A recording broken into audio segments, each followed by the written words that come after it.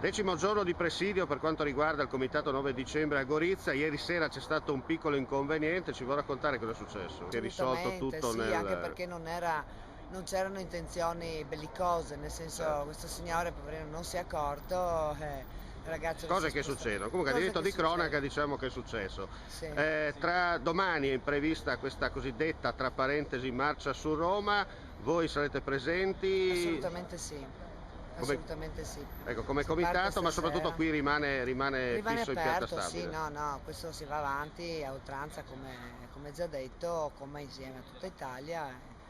Dopo Roma vedremo di organizzare delle altre cose. Ecco, mi permette di sottolineare che i goriziani stanno rispondendo. Assolutamente sì, seppur le persone ancora siano un po' titubanti veramente a scendere in piazza per protestare, però riceviamo molta solidarietà anche da chi non potrebbe permetterselo, ecco.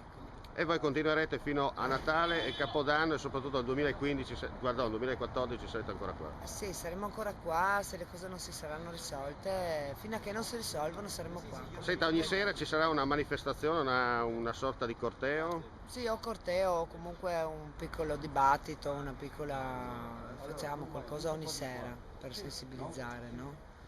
Dopo Roma vedremo di andare anche in altre parti della città, che quelli che non possono e non sanno ancora, di coinvolgere comunque tutta la popolazione.